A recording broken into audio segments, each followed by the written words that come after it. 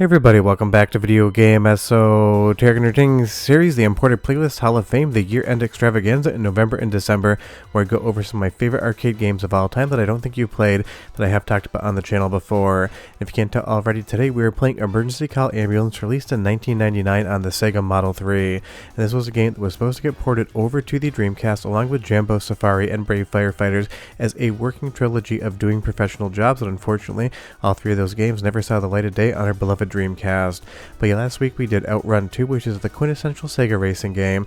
Emergency Call Ambulance is the complete opposite of that in the best way possible. Before we get too far involved though, do me a huge favor, go down below, hit like and subscribe, and ring that notification bell, definitely helps us out. And if you feel so inclined to want to support the channel, we got a Patreon link down below as well. But obviously on the channel, I'm always trying to convince you to play some more obscure arcade games, and it is kind of wild to think that some of the arcade games from Sega could be considered obscure, but Emergency Call Ambulance is definitely one of those. The main premise of this game is that you are an ambulance driver and you have to pick up patients and get them to the hospital before they literally flatline and die in the back of your ambulance. And the first kid you pick up is a 10-year-old boy, so you definitely want to drive safe and carefully because you don't want to have his blood on your hands, because he will flatline and say, "I don't want to die," at the end of this race if you do not get it correct. So that's definitely some high stakes for a very bright, colorful, cheery Sega arcade game. The second reason I love this game is because it takes place in Chicago, the city I live in, and of all the arcade racing games and otherwise I've played in Chicago, I would say this one gets the architecture for the most part almost completely spot on. And as far as the absolute garbage driving conditions you see here, where people are just crossing the lines, running directly into you, and driving like there's nobody else that matters in the world, that is 100% spot on Chicago. It is the worst city in the world for driving. Take my word for it if you've never done it. But as we go through downtown here up along the river, this is just such a fun game. Obviously Sega is much more known for arcade racing games, things like OutRun 2, the original OutRun, Scud Race, Daytona. You know them, you love them, and you've played them. But Emergency Call Ambulance takes all of that, slows it down, and basically makes it almost pure chaos, because on harder modes here, we're playing on normal, there's going to be so much traffic and so much stuff to navigate. It kind of feels like playing Burnout alongside something like Thrill Drive from Konami in all the best ways possible. But Emergency Call Ambulance is incredibly easy to understand. All you need to do is get to the finish line before the countdown timer runs out. You will see there that is the health meter at the top left, but anything you hit, whether it be another car, a light post, or anything, is going to reduce down that time. So you're racing against the clock, but the clock is not consistent. Anything you touch will reduce it down, and then you end up in a situation where you know you can't make it to the finish line. But unlike something like OutRun 2, where you just run out of time and the race ends, in Emergency Call Ambulance, somebody dies in the back of your ambulance on your watch. So I would definitely say the stakes on this one are high, even if obviously it is virtual, not real. And I do love the Dalmatian that follows you into the hospital. He really is the true hero of this story. But as we move into the second case here, this is when the game gets difficult, because if you lose your patient in the back of the ambulance, you do not get to continue, you don't get to put more credits in, you start back at the beginning of the game. And I love that these gangsters here literally send an RPG in and blow the cops up, and all they end up doing is getting slightly injured. Now, I don't know how what an RPG does in real life, but I'm pretty sure it's going to be a little bit more severe than what we see right here. But of course it is just an arcade game. We're not really expecting to see limbs come flying off that cop anytime soon. But this is where Emergency Call Ambulance is totally going to toy with you, because it is a game that you have to play perfectly to see the credits scroll, and I absolutely love that. A perfect 1cc run isn't going to take you any more than 5 minutes, but hitting that one light post there coming out of that parking garage is already going to put me at a severe disadvantage. And you will see there one more side swipe with a car, and I basically already almost lost right now, because there is no other way to collect any more time here. You have your health meter, every single ding you take reduces it down, so it really is a white knuckle drive to try to get to the hospital on time.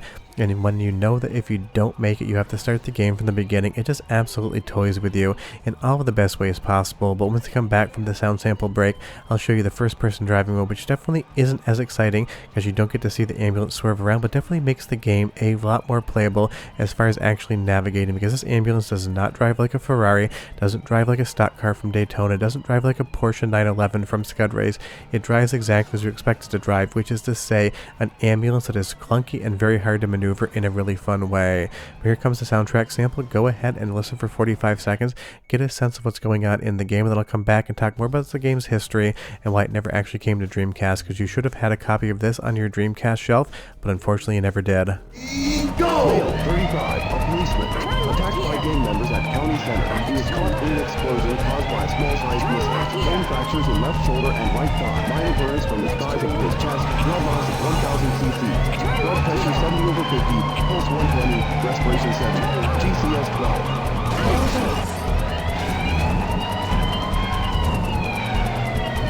Trying to kill him?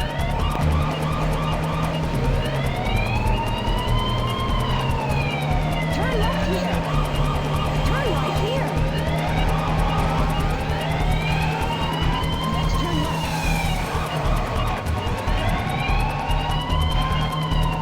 I mean, it's a very limited soundtrack and you get to hear the siren the entire way through, so I hope you do enjoy that, but it does kind of drive up the intensity and really sell the illusion that you are an ambulance driver.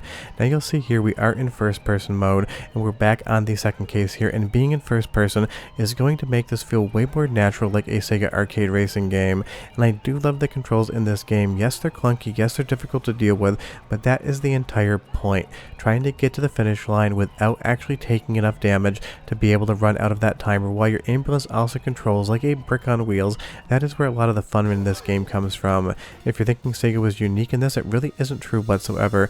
Previously, maybe 18 months ago, I talked about Code 1 Dispatch from Konami, and they also have a level where you have to drive an ambulance and get a patient to the hospital on time, but this was definitely way more over the top San Francisco Rush style, and you're just absolutely doing some insane things. So if you like driving ambulances in arcade games, it isn't just Emergency Call Ambulance you have, Code 1 Dispatch does as well, but unfortunately that is a game that doesn't emulate whatsoever. You do need to have real hardware. Now moving on to the third case, you need to bring a woman to the hospital because she has been injured in a fire, and this fire basically encompasses all of Chicago, almost like the Great Chicago Fire back in the day.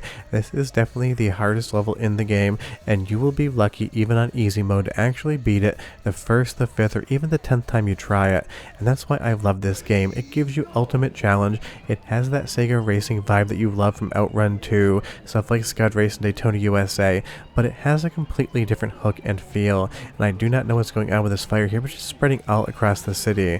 But again, I just love seeing Chicago rendered, especially by Sega, and this again is such a shocking representation, so much so that you're going to be going by my old work building in maybe about 30 seconds or so.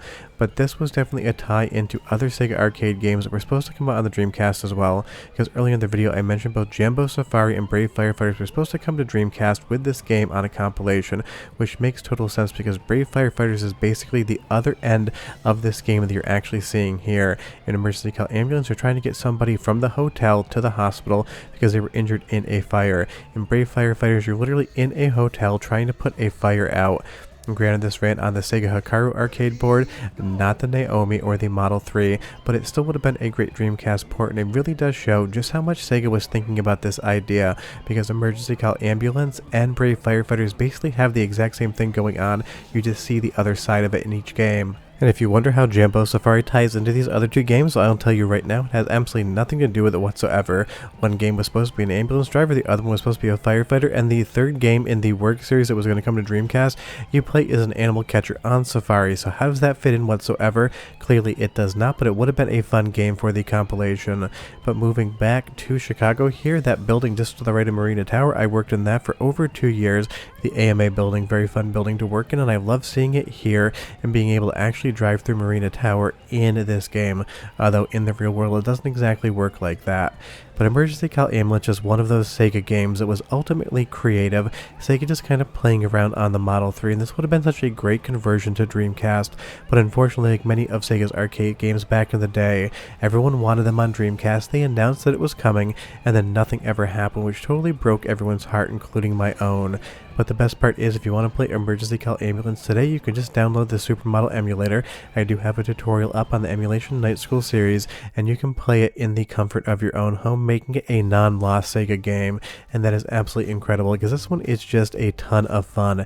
It's Sega experimenting around and just trying something new and different to see what sticks, and for every OutRun 2, Daytona USA, or Scud Race, some of the best racing games of all time, you have Emergency Call Ambulance, which is every bit as good as those games, just in a completely different manner. But leave me a comment down below and you tell me, have you ever played this game before? Is this the first time seeing it? If so, are you going to play it after this video? But we're done. That patient's dead, and I'll see you next time. Bye bye.